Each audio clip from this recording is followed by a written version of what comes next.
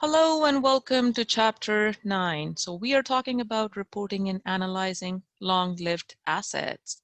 So our learning objectives for today is determining the cost of property, plant, equipment.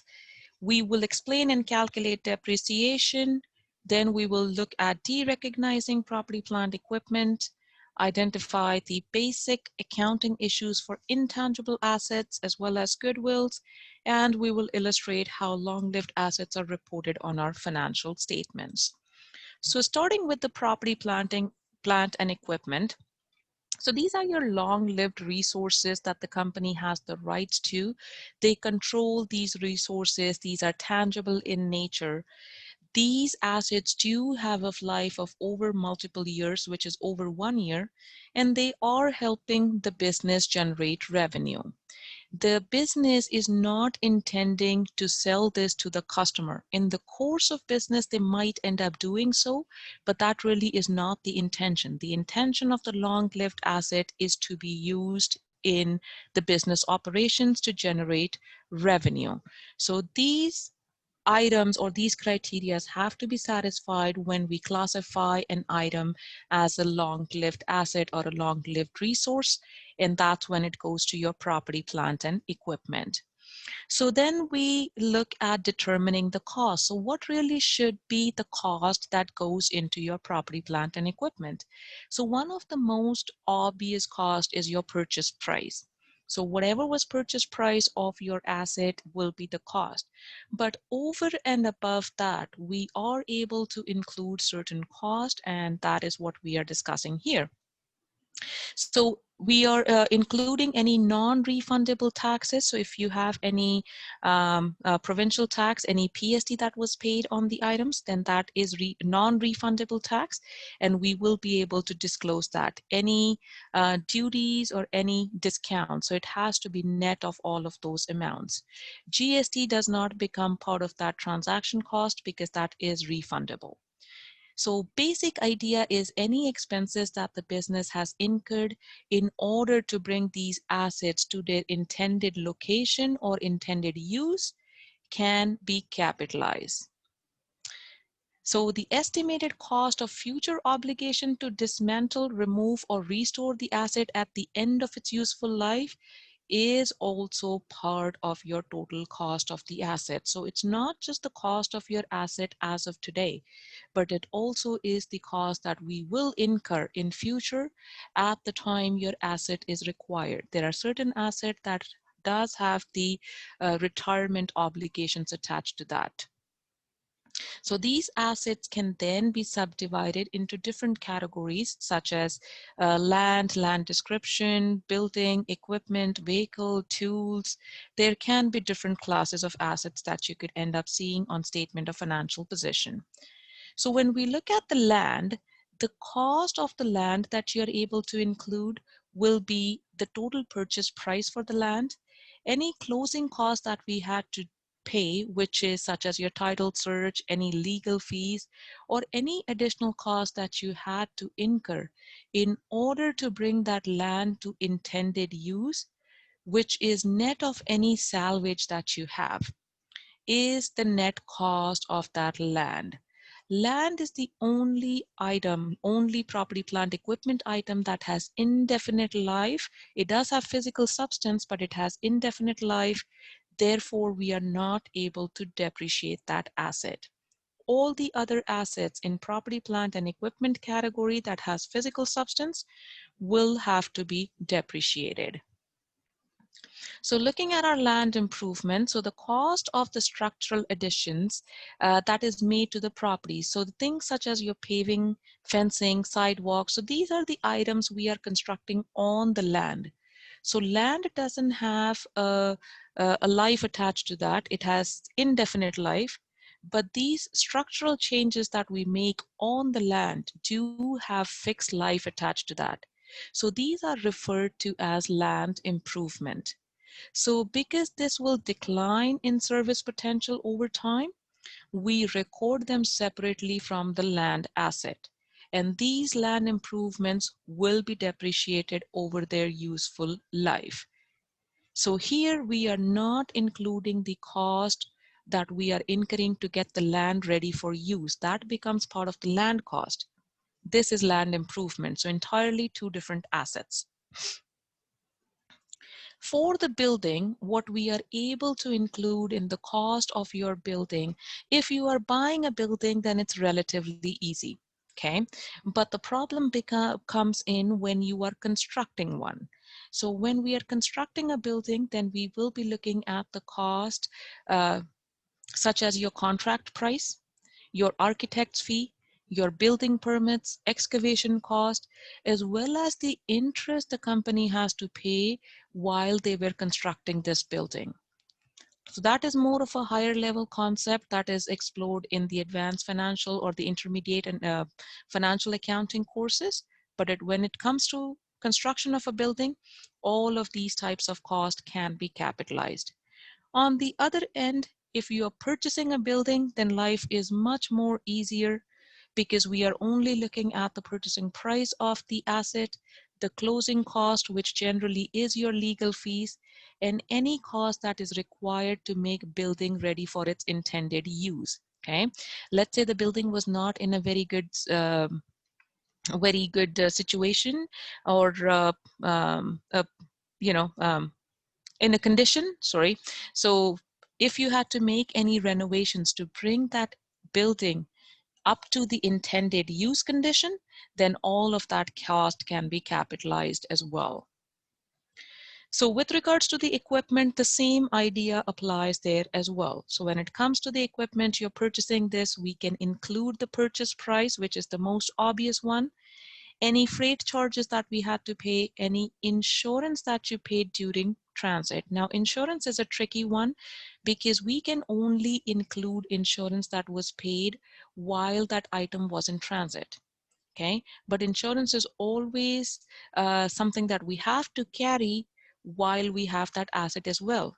So ongoing insurance cost is different than the insurance we paid while this item was in transit. So all you can capitalize is insurance, the cost insurance cost when this was in transit. Any cost of assembly, installation, you had to construct a new platform to make this equipment work, any of those costs can be capitalized, meaning that all of that cost can become cost of your asset and it will sit on your statement of financial position. Keep in mind, we are following the historical cost principle where your assets have to sit at cost. So it is imperative we recognize what all can be capitalized at this point in time, because once that asset is booked and it goes onto your statement of financial position, we do not have the ability to change that. There is very, very limited scenarios where we can. So then what happens to the cost that we incur once your asset has been put into use, right? So we purchase the asset, we determine what the cost was, and that cost goes on to your statement of financial position, but that's not the only cost associated with the asset. Once the asset is put into use, at that time, we could have two types of cost. One is the cost that we are incurring in order to maintain that asset from time to time. Okay, that is seen as your operating expenditure, where your benefit is only in the current period. And these costs necessarily are required to maintain your normal operating conditions, right? Think of your car. If you have a car, your car is a capital asset. Now, if you have to get oil changed on your car, that is given. When you have some capital asset, the capital assets will always have some sort of an operating expense attached to that. And you have to incur and maintain these capital assets so that they can continue working. So it's given that you will have to maintain them. That cost of maintenance is your operating expense. We will expense it in the period. It will hit your statement of income and off we go. There is no potential of capitalizing that cost. On the other end though, if there is capital cost, let's say on the same car, you had to change the engine, right? Now that is a significant cost when it comes to the car. How many times do you change engine on the car? Not very often.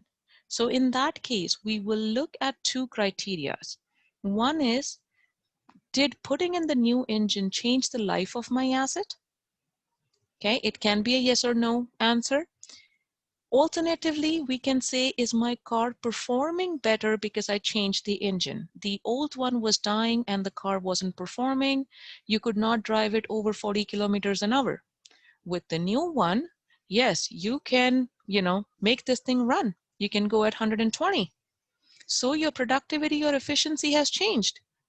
So as long as either the life of your asset changes or its performance changes, if the answer to one of those questions is yes, then and only then you can take the money you have spent on replacing that engine and capitalize this. All right.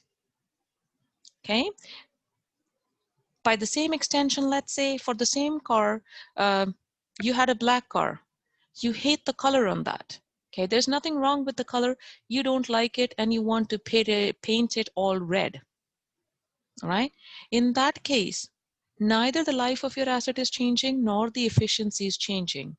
So the money that you spent on changing the color then becomes part of operating expense, regardless of how much money you have spent. So the question here is not how much money you have spent. The question here is what benefit that is going to give you. Is the benefit just for this period or is the benefit for the following periods as well? And in order to highlight those concepts, we will be looking at P9-2A in class. Now, when we talk about the capital assets or the long-lived assets, the long-lived assets are called as capital assets. So when we looked at any long-lived asset, they have to be depreciated. So depreciation basically is a systematic allocation of the cost of that property, plant, or equipment over its useful life. So the process of the cost allocation, not determining an asset's current value. And this has nothing to do with your cash.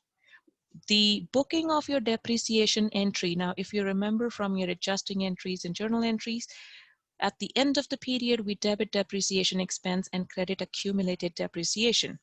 So that is an accrual accounting. Okay, that is an adjusting entry which is following the accrual accounting. That has no bearing on cash. No cash is coming in or going out, or it's not the cash that you have for replacing the asset. Now, in order for us to calculate the depreciation, what do we need? First of all, we need the cost of your asset. Now, cost is what we had determined, and earlier on, we said we can include anything that we have incurred in order to bring your asset to intended use or intended location. Okay, depending on what that asset is, you determine what the cost is. Once the cost is determined, it's locked in.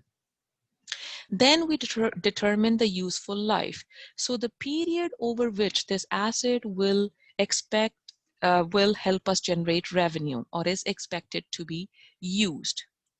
It could either be presented in the number of years or it could be presented in the number of unit. It really depends on your asset.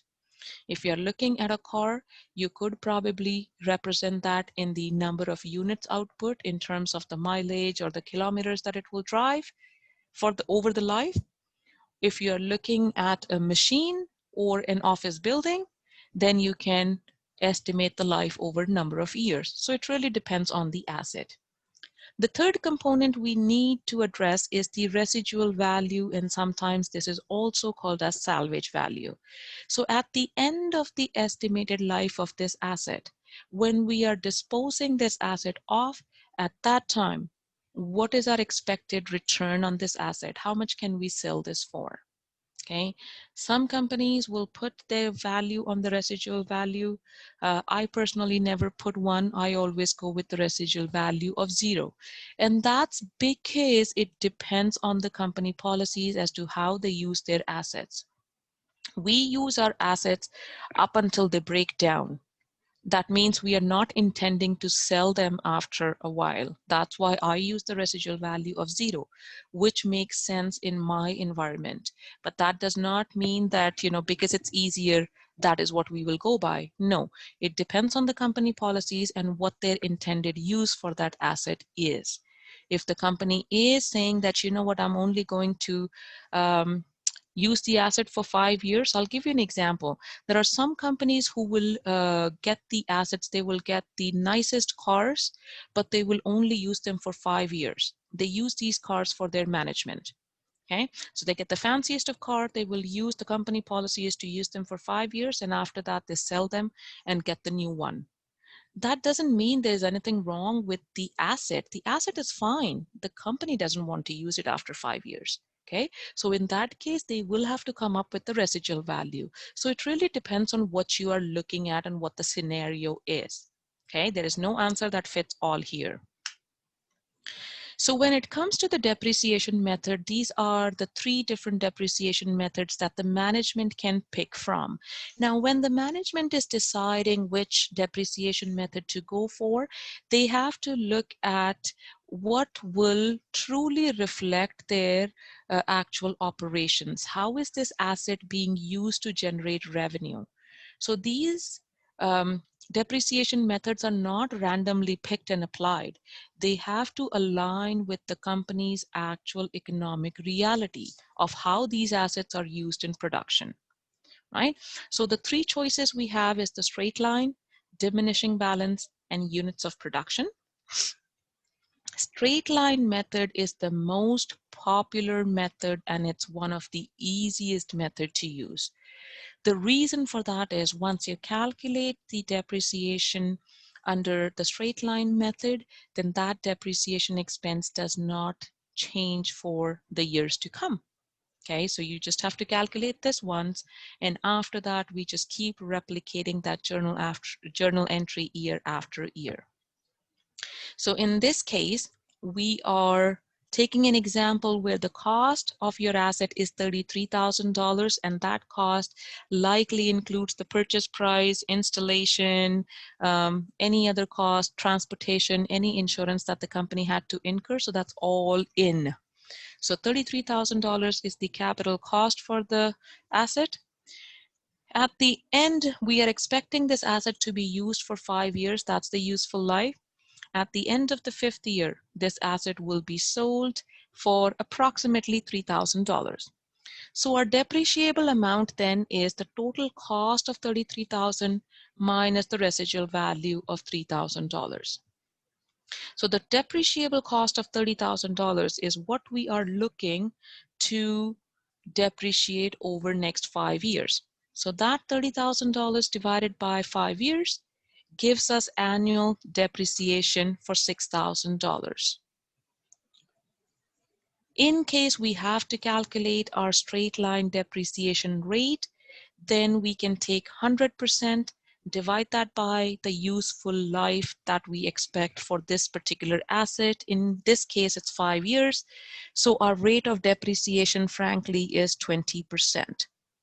I like to go 1 divided by the useful life. It's easier to remember, but here the textbook is using 100% divided by 5 years. Either way, it's the same idea. Diminishing balance method is a little bit more challenging, but this method gives you most of your depreciation in the earlier years. As we go through the life of your asset, the depreciation expense will come down smaller. So the depreciation is calculated based on the asset's carrying value, which will decline 1 year after the other. So the carrying value keeps coming down, but the accumulated depreciation for the asset keeps going up. So the annual depreciation in this case is calculated by multiplying the carrying amount at the beginning of the year by the depreciation rate. So your residual value is not included in this calculation. So your depreciation rate is the straight line rate multiplied with the multipliers. What that looks like is this. So 100% divided by the useful life in years gives you your depreciation rate. In this case, we determined it was 20%. So $33,000 is what our total asset is worth. So that $33,000 times 20% And we are using the double diminishing rate here. So the multiplier is 2. So instead of 20%, it's actually 40%.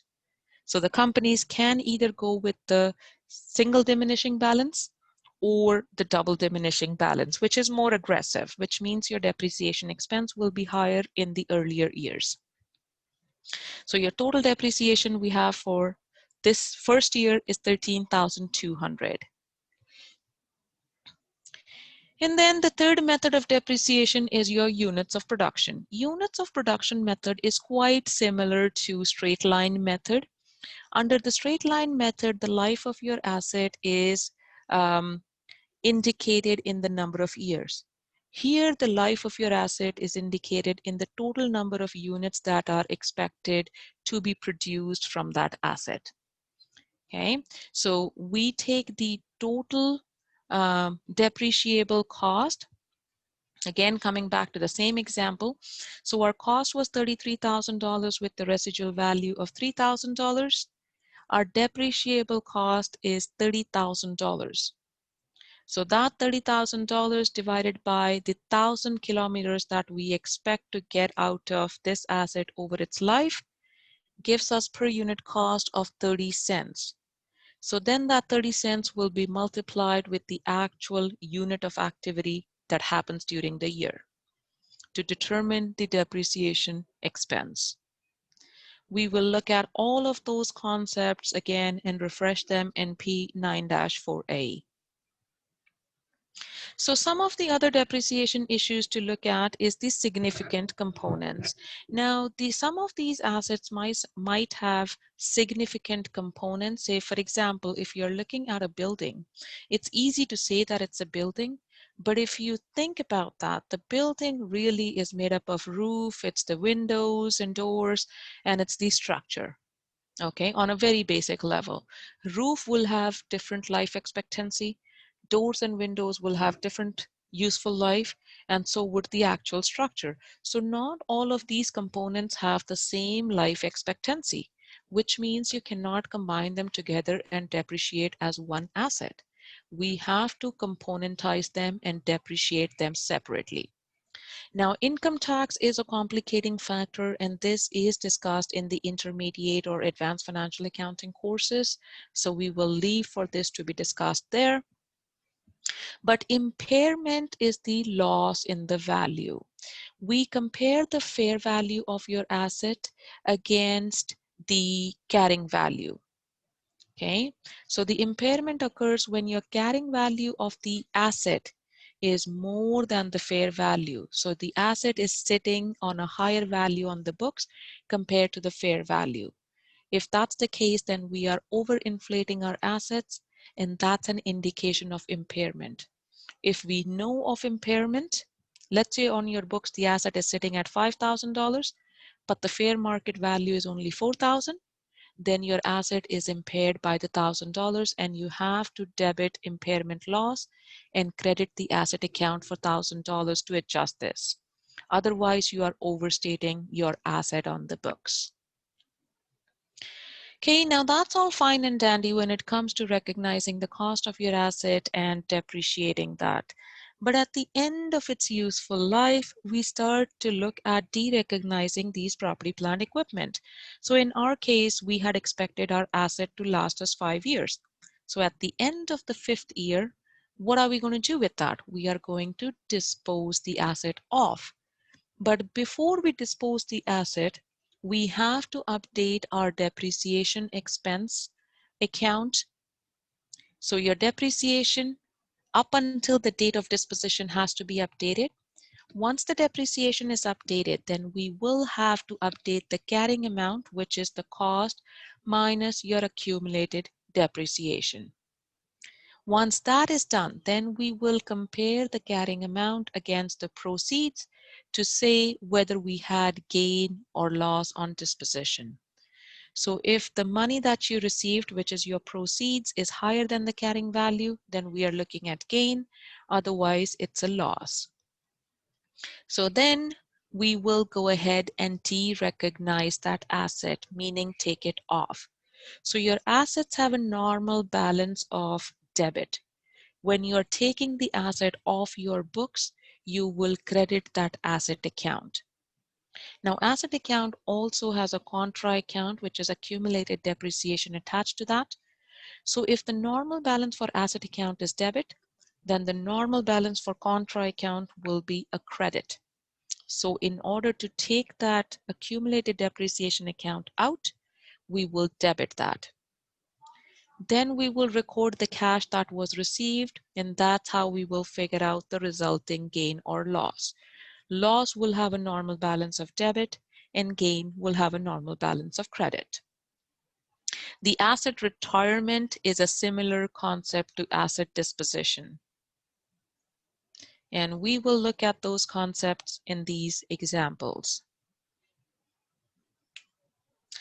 Moving on to our intangible assets and goodwills. Now, your intangible assets do not have any physical substance, but these are still the rights and privileges that the companies use for competitive advantage. So these are your intellectual property that is used in the production process. Now, these intangible assets lack the physical substance, but you should be able to separate them from the company and sell it if need be. And it should be based on the contractual or legal rights. If you're not able to separate them, then they will not be seen as intangible assets. They have to be standalone. They have to be identifiable. Okay, so the intangible assets are quite similar to your tangible assets. So the accounting for that is similar as well, just that these intangible assets lack the physical substance. Now, goodwill does not have either of these characteristics. It cannot be treated differently. It cannot be identified separately, and it is not coming from a contractual or a legal right. That's why goodwill is not treated the same as intangible assets. It's treated differently. So the accounting for intangible asset is quite similar to accounting for tangible assets or your property, plant, equipment, or your capital assets. Okay, where all of the cost will include the cost that you have incurred in order to make your asset ready for use. However, in this case, the intangible assets could have definite life or indefinite life. If it does have definite life, meaning limited life, then we will spread the cost of those assets over their limited life through the process of amortization.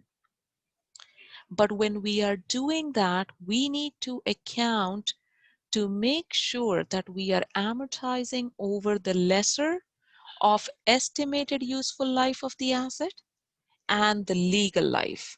Now, legal life is not a concept that existed under property, plant, equipment items, but it does under intangibles.